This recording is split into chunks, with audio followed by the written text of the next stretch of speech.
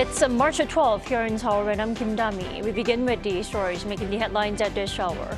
Starting with the government's final call for doctors to return to work.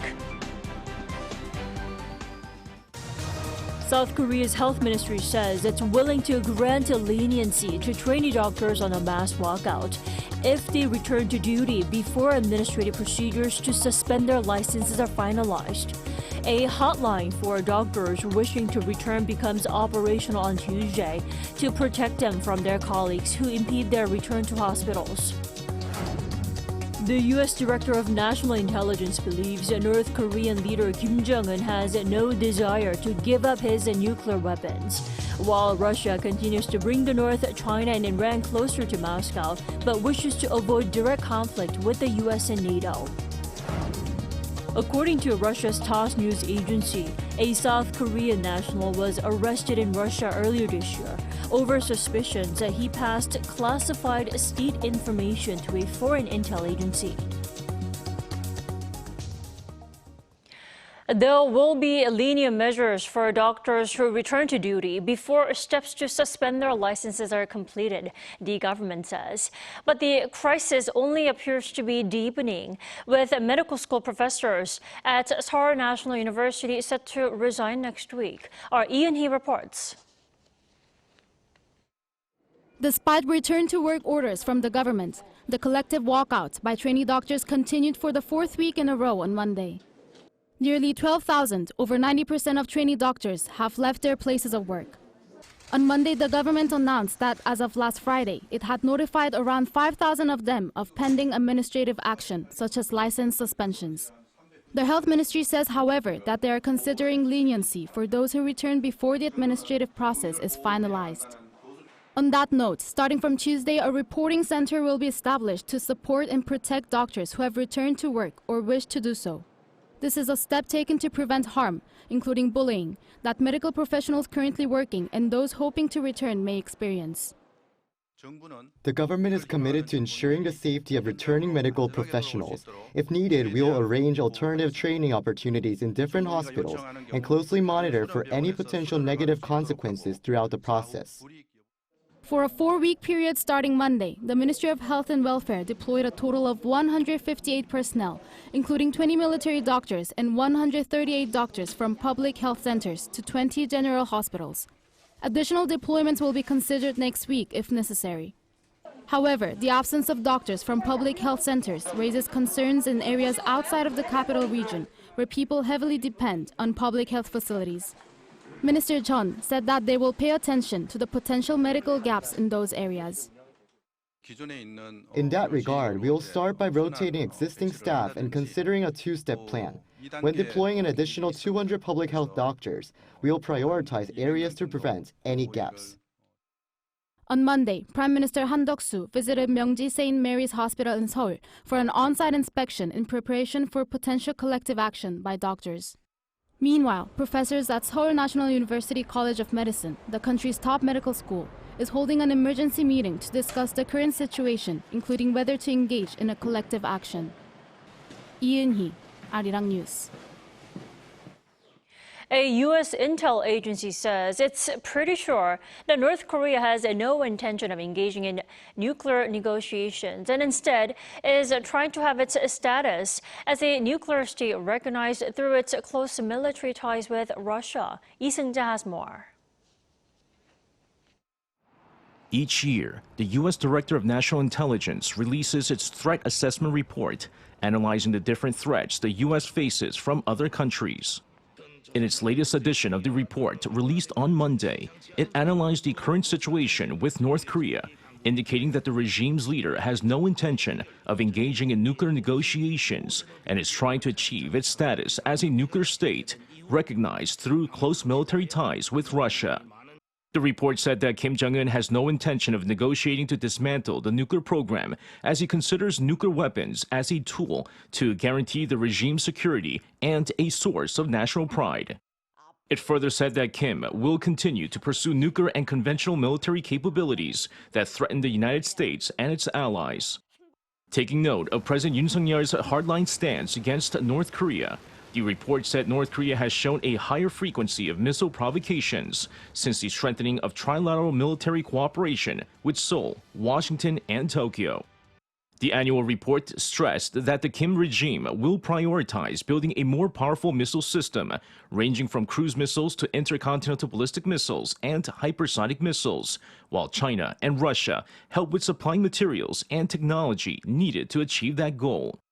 The report also assessed threats posed by China and Russia. In regards to Beijing, it said that its economic rival has the ability to compete directly with the United States and its allies and threaten rules-based international order. It added that serious demographic and economic challenges facing China could transform it into a more aggressive and unpredictable actor. On the other hand, it said Russia is strengthening its relations with North Korea, China, and Iran, but does not want a direct military conflict with the United States and NATO. Still, it says that Russia remains a threat to a rules-based society, as shown by its invasion of Ukraine. Lee Seung-jae, Arirang News. Russian media has announced that a South Korean national has been arrested in Russia for spying. Now, this is the first reported case involving a South Korean. Our An Sung-jin brings the details. Russia has announced that it has arrested a South Korean national on suspicion of espionage.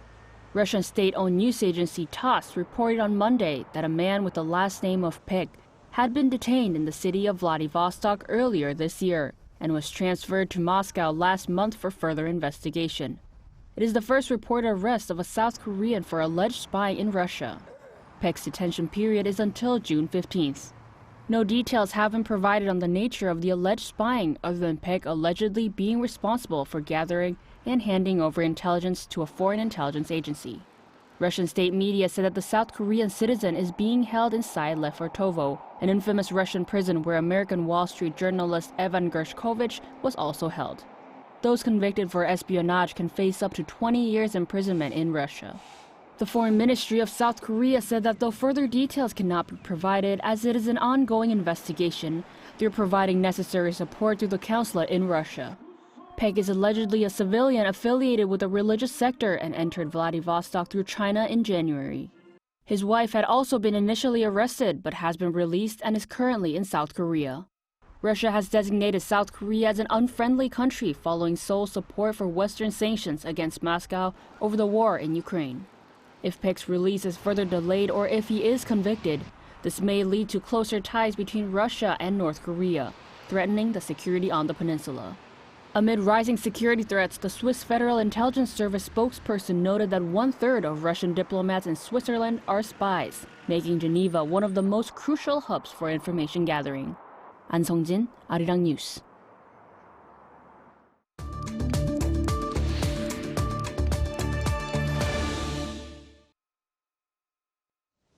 The Oscars ended without a surprise, with Oppenheimer stealing the night at the 2024 edition, taking 7 wins. For key takeaways from the Oscars night, we're joined by Pierce Conran. Great to have you back. Thanks very much for having me. Good morning. Oppenheimer reigned with 7 wins. This was no surprise given how the movie did at other award ceremonies, right? Absolutely. It was not a surprise in the slightest. It had long been expected to lord over the awards, and for many people watching at home, it was indeed the worthy winner. It was a universally beloved film. It was also felt that director Christopher Nolan was finally getting his due. He's been a fan favorite for many people for close to 20 years now, more than that, in fact. And even it made close to $1 billion, which makes it the most broadly popular film to clinch big awards there in some time. For years, the awards have been accused of focusing on relatively niche films that few people had seen, but that seems to have been changing over the past few years. The only real surprise was that it didn't win the Best Sound Oscar. That eventually went to Jonathan Glazer's Holocaust drama, The Zone of Interest, but that was also deemed to be a worthy winner. But I don't think anyone was too upset that Oppenheimer walked away with only 7 awards. Right. How would you say the Oscars dealt with a lack of diversity this year? I mean, any noticeable change you'd like to point out? Personally, I don't really think there was a lack of diversity this time. I mean, last year we had an Asian American film, Everything Everywhere All at Once, which swept the awards. It also won 7 prizes. So perhaps by comparison, this year's winners seem somewhat less diverse, but I don't really think that's the case. If we look at what won yesterday, there were 2 Japanese films which came away with prizes. That's never happened before. Godzilla -1 took the Best Visual Effects prize, and Hayao Miyazaki's animation The Boy and the Heron won the Best Animation prize. And that, the last one, was a bit of an upset. Beyond that, we also had Davy and Joy Randolph, a Black performer, winning Best Supporting Actress for The Holdovers. Another Black American was Cord Jefferson, winning the Best Adapted Screenplay Award for American Fiction. There were other African American winners featured, including the Best Short Documentary winner, The Last Repair Shop. The only real surprise of the night was that Poor Things Emma Stone eventually prevailed over the Native American actress Lily Gladstone for Killers of the Flower Moon, who was expected to win in the Best Actress race. I think several years ago, the awards were heavily criticized for lack of diversity, and the Oscars since then have really opened up their roles and invited a huge amount of international guests. And ironically, I think that this helped Stone to win, because Gladstone would have been the favorite for American viewers who really care about the diversity and the Native American issue, but international viewers, I think, wouldn't have connected the same way, and ultimately they probably went for Stone. I think that was that. Definitely. Robert Downey Jr. also notched his first Oscar for his supporting actor role in Oppenheimer, but there was also the snubbing of the previous winner's winner. What exactly happened? Well, this claim was made for both Downey Jr. and for Emma Stone, who both seemed to kind of go up to the stage and sort of snub the people presenting them the awards, who were the performers from Everything Everywhere All at Once, Michelle Yeoh and Kei Kwan. But I think that this was completely blown out of proportion. It's really easy to misinterpret someone's minute actions in what is ultimately a very intense moment. Can you imagine kind of going up to stage and accepting an Academy Award, speaking in front of hundreds of millions of people, and really all you want to do is kind of get up to the stage and try and make the speech you'd been preparing for. Also, the format was quite different this year for the actor prizes, where there were a lot of presenters. 5 former winners come up and present the award, and to be able to be expected to engage with all these presenters seems a little unreasonable. But if we dig into it a little further, Emma Stone was having a bit of a wardrobe malfunction, I believe, which made it pretty stressful for her, and she probably avoided hugging Michelle Yeoh, who was right in front of her, because that would have shown her back to the audience. And I think Downey Jr., the first person he saw on stage walking up would have been Tim Robbins, and he fist bumped also Sam Rockwell, who had introduced him, and then he goes and makes this speech. I don't really think there's any issue there. All right, and also, unfortunately, the Oscars was not the best night for Past Lives, though it was nominated for 2 Oscars, including Best Picture, but still, it was a huge success for the director Celine Song, considering it was her debut piece, right? Oh, completely. I mean, she didn't lose anything. It's amazing that Past Lives, an independent film that was also co-produced by CJ Entertainment, which previously had won Oscars for Parasite. It's amazing that it got so far, and so for it to be nominated for Best Film and Best Original Screenplay as a debut indie film with unknown stars in America is a huge thing, and has no doubt anchored her as a major cinematic voice for years to come. In fact, she's already working on her next film. It's called Materialist. I don't know what it's about, and I believe that Dakota Johnson, Pedro Pascal, and Chris Evans, all huge names, are in advanced talks to star. This is recent news, so clearly those names would not have been involved had it not been for all this Oscar attention bestowed on Past Lives. So huge success, even though it doesn't walk away with any awards. Indeed, the young director has a lot to offer. And I would also like to point out how the ceremony honored the late Parasite star Lee Sung-gyun. Let's talk about that. Of course, it was very nice to see Lee Sung-gyun featured prominently in the In Memoriam section. I know that I was kind of looking out for him. I'm sure a lot of other people were as well. There's always a bit of controversy around In Memoriam because they can't fit everyone in there, and there's always going to be a few people that are going to be upset about certain people not being featured. But to be honest, in the case of Lee Sung-gyun, it would have been very, very noticeable if he had not been featured because, of course, he was one of the main actors directors of Parasite, one of the most popular Oscar winners, Best Picture winners of the last few years. So had he not been featured, now that would have been a real scandal. So he should have been there. He was there. I'm glad he was there. Definitely. I knew it was coming. All right. Thanks so much for joining us this morning, Piers. We appreciate it. My pleasure. Thanks for having me.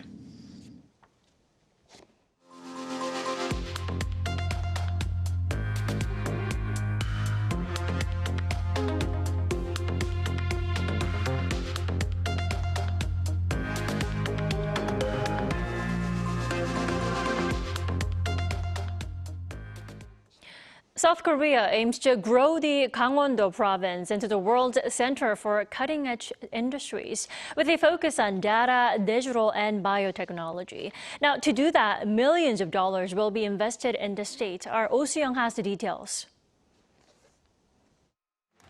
Combining the power of nature with data and biotechnology, President Yoon has pledged to turn Gangwon-do province into a global cluster for innovation. This came as Yoon visited the northernmost province on Monday, continuing a series of policy discussions with citizens on major regional industries and issues that affect their livelihoods. First, Yoon highlighted the government's plans to foster a world-class data cluster in the region's Chuncheon city, pledging $274 million. Powering the constant flow of data will be the waters of Soyanggang River, which will cool energy-intensive data centers, then flow to nearby smart farms for reuse. At a separate groundbreaking ceremony, Yoon pledged his support for the Gangwon hydrothermal energy cluster, which will facilitate the operations. 친환경 무탄소 에너지 기술과 최첨단 데이터 기술이 시너지를 창출하는 멋진 성공 모델이 될 것입니다. 7,300여 개의 일자리를 만들어내고 춘천과 강원특별자치도 경제에 새로운 활력을 불어넣을 것입니다. Through such efforts, Gangwon would achieve its so-called 333 project to become a data capital in line with Yoon's electoral promise, aiming for 30,000 jobs, 3,000 companies, and 300% sales growth in digital industries. Based on the data industry, Yoon said Gangwon will also foster an innovation ecosystem in the field of biohealth. Having been designated this year as a global innovation special zone for healthcare data, firms will be free to innovate without regulatory restraint on health-related data and enjoy smoother verification and certification of their technologies. To attract researchers and entrepreneurs in medical, bio, and information technologies, Yoon further promised financial and regulatory support to build a corporate innovation park in Chuncheon City, with over 40,000 jobs expected to be created. The president said there are also plans to build a $174 million bioindustry complex and turn the coastal Dongyan Samcheok cities into bases for hydrogen energy R&D and production. Not to neglect the sheer beauty of nature, Yoon pledged to grow Gangwon's tourism industry by adding cable cars that scales Horaksan Mountain by 2026 and ease regulations on forest areas to promote the province's iconic mountains. Lastly, addressing the region's infrastructural needs, Yoon promised to improve medical facilities and local hospitals to enable MRI and CT scans and connect cities across the province through high-speed railroads. Oh Soo-young, Arirang News. The price of Bitcoin, the largest cryptocurrency by market cap, surpassed the $72,000 mark to reach another all-time high. According to U.S. crypto exchange Coinbase, the price of one Bitcoin was trading at $72,087 as of noon Monday Eastern Standard Time, up 4.28% from a day earlier.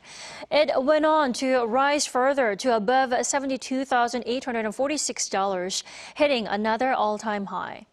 Now, at the same time, Ethereum, the second largest cryptocurrency by market cap, exceeded $4,000 for the first time since December 2021.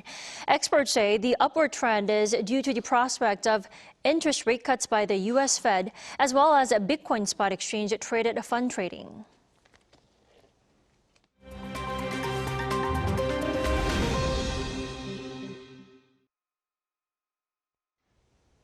Good morning, I'm Kim Jong-un, and now we turn off to stories from around the world.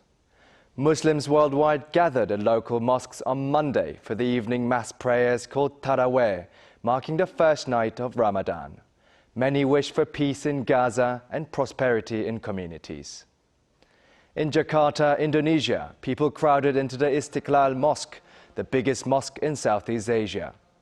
Indonesia has the largest Muslim population within a single country in the world. Most Muslim countries started Ramadan on Monday, but some countries, such as Oman, start Ramadan on Tuesday. During the month of Ramadan, Muslims pray 6 times a day, which is 1 more than usual. Now to Germany, where an American tourist was sentenced to life in prison on Monday for the rape and murder of a female tourist and the attempted murder of her friend. The brutal crime took place near one of Germany's most famous tourist destinations, the Neuschwanstein Castle. Both of the victims were also from the United States. The judge at the court in Kempten, in the south of the country, noted that the crime was of particular gravity, meaning the 31-year-old man, known only as Troy B., will not be granted automatic parole after 15 years, which is given for non-aggravated murders in Germany. According to his lawyer, he most likely will not apply to serve his sentence in the United States, as conditions of detention are better in Germany.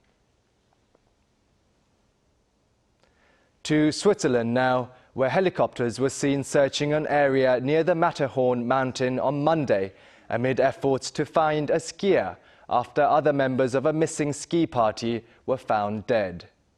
5 bodies were found on Sunday, with authorities saying the cause of death was most likely from catastrophic conditions involving avalanches, snowstorms, and extremely low temperatures, adding that an investigation is underway.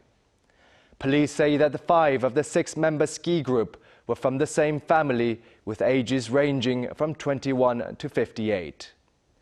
Authorities also said the group had set out in relatively good conditions on Saturday. The incident is believed to be the most deadly in the Swiss Alps in recent years. In entertainment news, at Crufts dog show in Birmingham, UK on Sunday, the top prize was won by an Australian Shepherd called Viking. The 3-year-old Australian Shepherd was crowned Best in Show on the last day of the 4-day event, where around 20,000 dogs of different breeds competed to show off their skills and abilities. Zen, a Jack Russell Terrier, won reserve Best in Show, taking home the 2nd place prize. Crufts Dog Show is an annual international dog show held in the United Kingdom since 1891.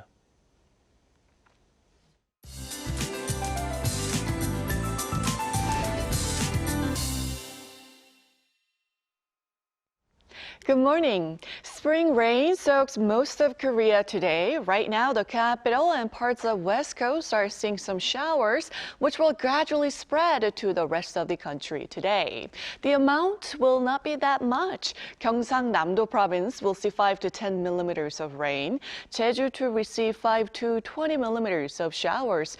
Meanwhile, mountainous regions in Gangwon-do province could see up to 5 centimeters of snowfall. Precipitation will let up from up north and will be completely gone by this evening.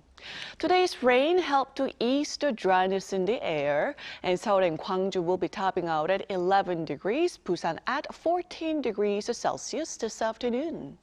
Sunny skies return tomorrow and remain sunny through the rest of the week and into the weekend for most places. Afternoon temperatures will also rise as the week goes on, and we can look forward to a high of 16 degrees Celsius in the capital by Saturday. Hopefully, the air quality stays at a normal level. That's Korea for you, and here's a look at the international weather conditions.